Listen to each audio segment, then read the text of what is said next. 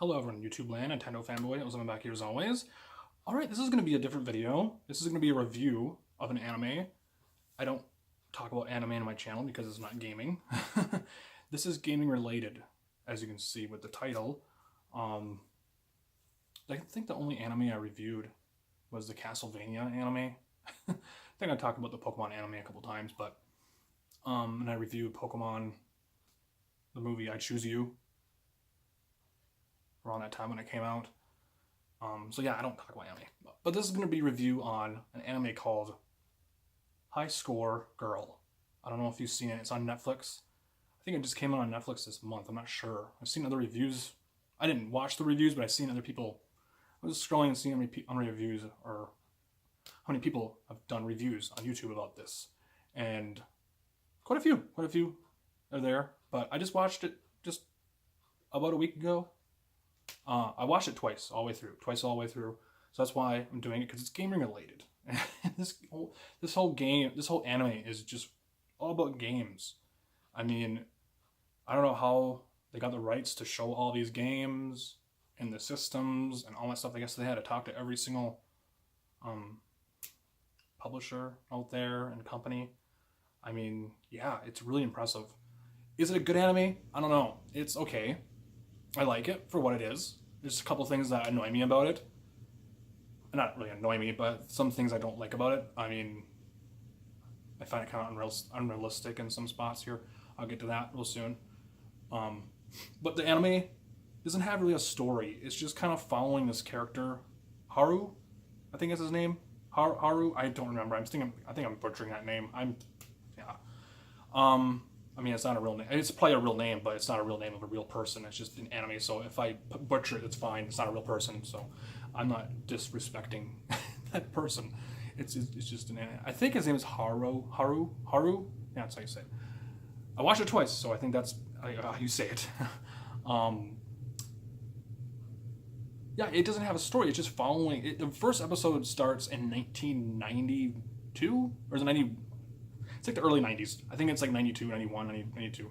So the Super Famicom, I mean, this takes place in Japan. So the Super Famicom is out, TurboGrafx 16. This character in this anime is a huge freak for TurboGrafx 16. So it's going to be kind of weird when American audiences watch it. I was watching it. I identified it with some of the stuff in the show. Obviously, when they talk about Super Nintendo, they never called it the Super Famicom, did they? I don't remember.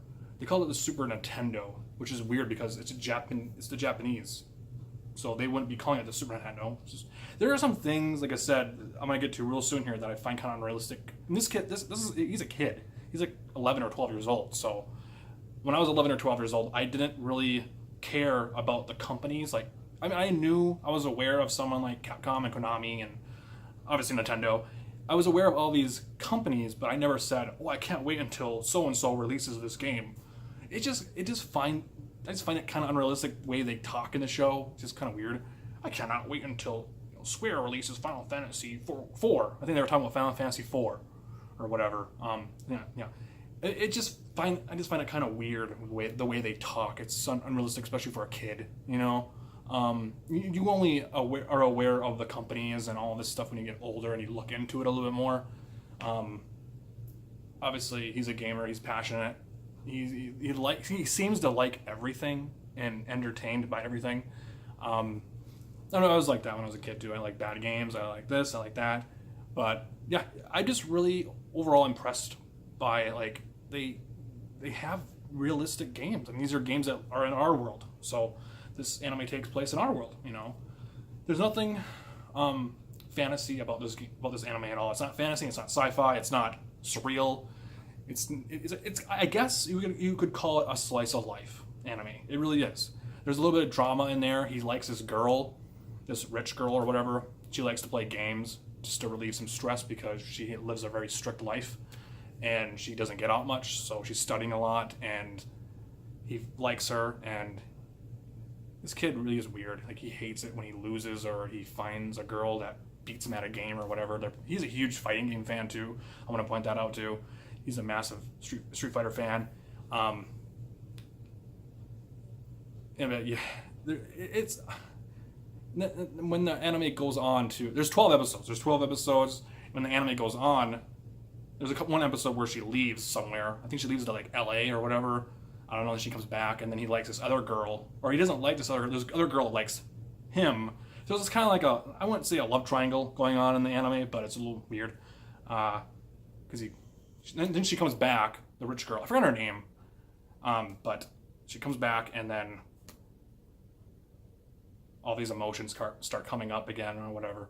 Because it's like 2 years later after she comes. When she comes back, it's like 2 years later, and then he's talking about all these games that are coming out, and oh my god, this and that. It gets a little like over emotional, a little melodrama, a little forced. I mean, that's anime for you, right? Especially when it involves kids, teenagers, or close to teenagerhood or whatever, because that's how teenagers are. They're over emotional. They make a big deal about everything, you know. Obviously, they're in school, so school is their whole life. So it's a really good anime. I really like.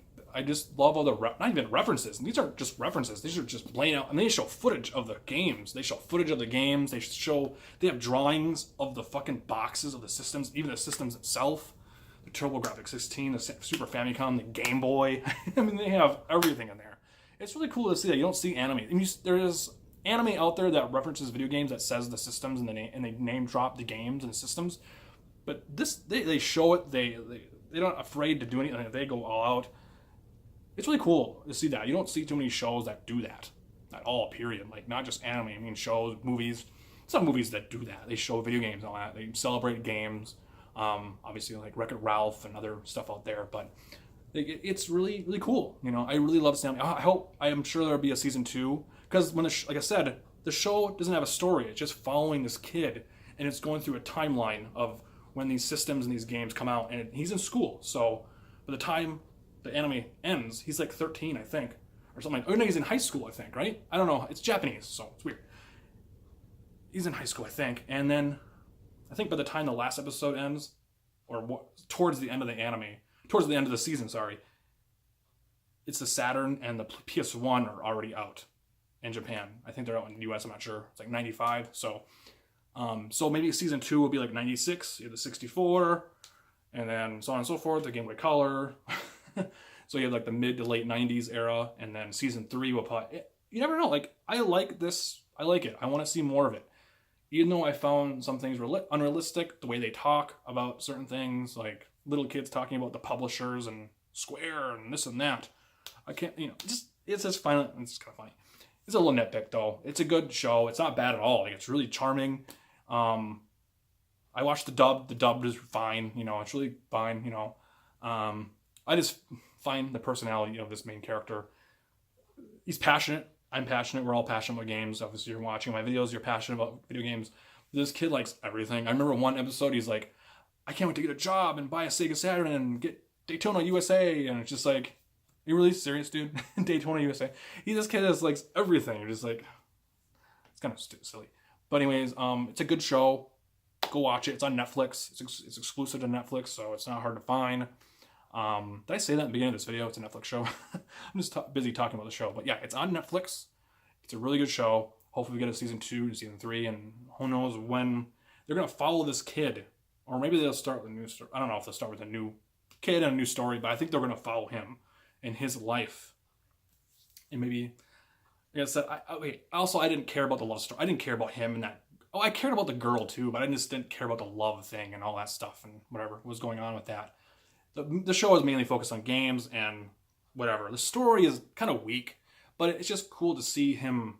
You follow this kid in Japan, and all these games are coming out, and you kind of relate to it, but not really, because you're a gamer, but you don't relate to it because it's Japan, and some of these systems just don't resonate with people. Like the TurboGrafx 16 does not resonate with me at all, whatsoever.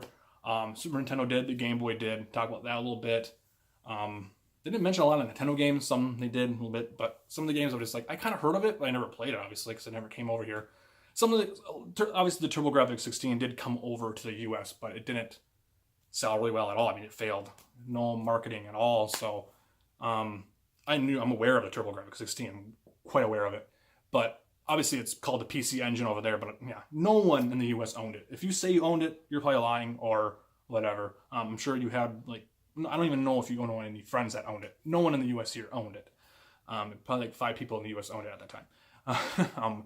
So it's a really good show. I'm just kind of blabbing on here. You just don't see stuff like this anymore. I love this show. I really love this anime.